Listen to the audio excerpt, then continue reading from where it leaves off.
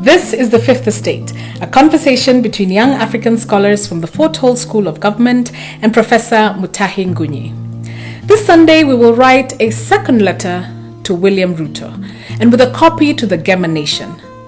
Our first letter to the Deputy President was harsh, and we meant it to be harsh. We were guided by the Holy Scripture that says, an open rebuke is better than hidden love.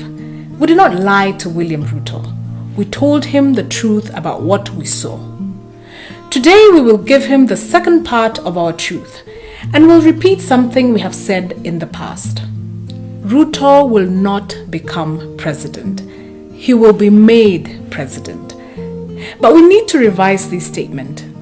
If Ruto will not become president, who will make him president? In the past, we argued that the Gema Nation will make him president, and maybe they will. However, we are persuaded that Ruto will be more of a class project than an ethnic project, that he'll be made president by the hustlers and not the ethnic oligarchs. Consider our hypothesis with us.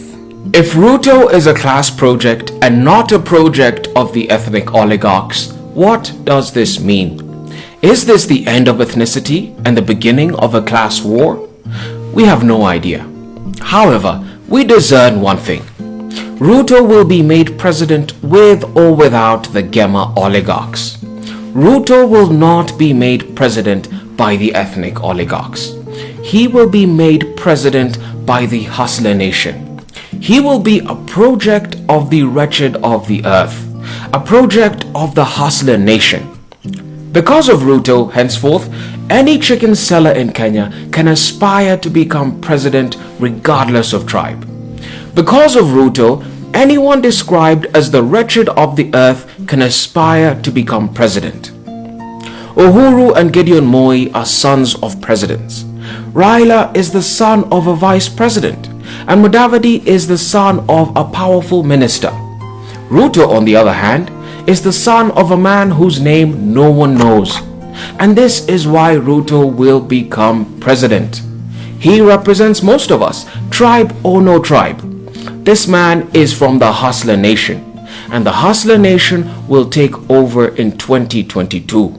Dear Mr. Ruto, sir, if you are a project of the hustler nation, will the people reject you if they are told that you are corrupt? Will they abandon you? 0.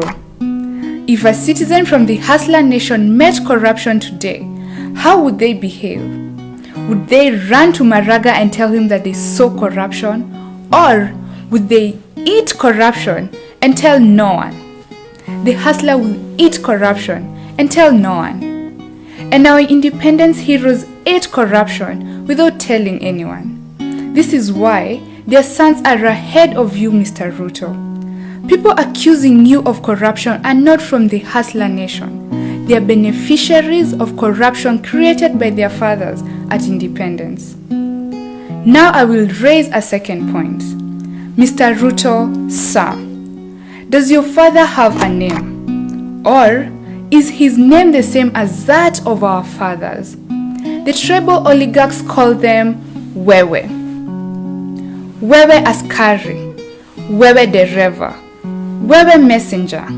They had no name. So, if William Ruto is a project of the hustler nation, it is because his father had no name. Ruto represents class, not tribe. If Ruto can become president, any of us will become president. This is the dream of the hustler nation.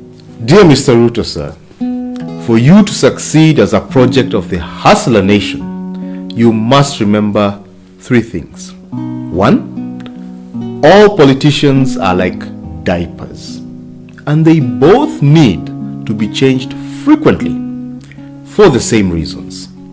This is what Tony Blair taught us. Mr. Ruto, sir, to become president, therefore, you have to constantly change the politicians around you the same way you change diapers.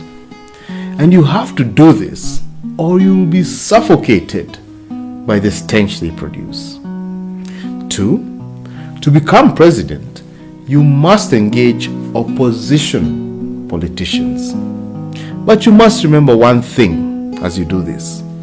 You cannot buy a politician. You can only rent one. And once the rent is finished, you have to reload.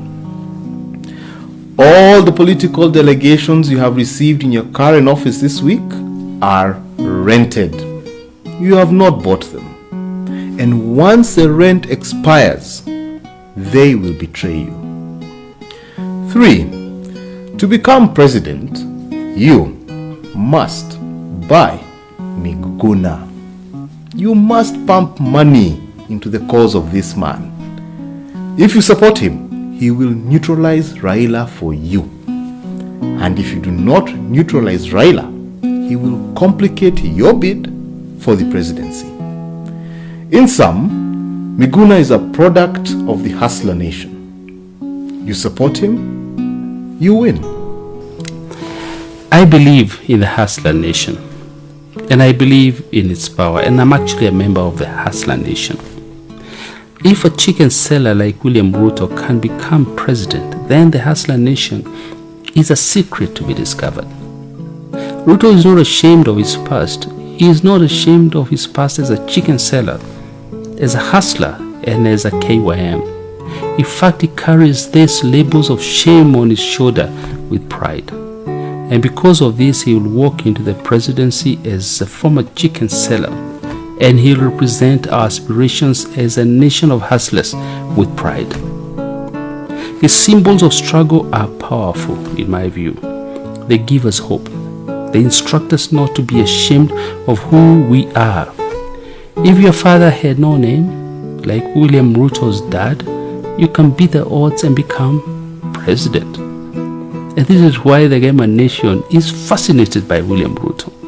The Gema nation is a nation of hustlers. It is a nation of chicken sellers, hawkers with dreams, and traders of all things, as you see them all over the towns. And without knowing it, William Ruto is a powerful representation of this Kikuyu hustler. Poor Kikuyu and Ruto are one. Their journey is one. Their passion for chicken selling is one. And their hustle is one. End of discussion. And that is why a man called Sonko is wrong when he says that the Kikuyus will not vote for William Ruto. And now, our final thought. Dear Mr. Ruto, sir, you must not be held hostage by the Gema nation.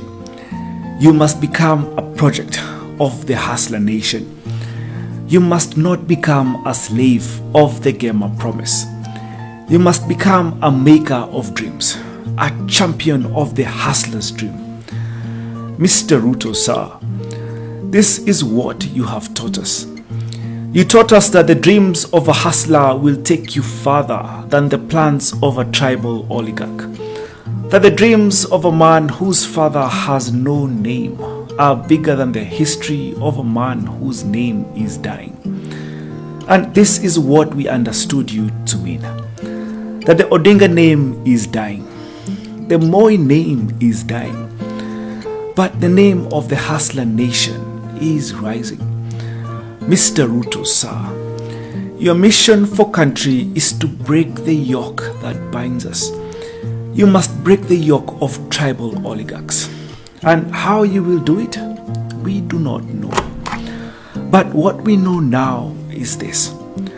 Mr. Ruto, sir, you will not become president. You will be made president. Not by the Gema nation, but by the hustler nation.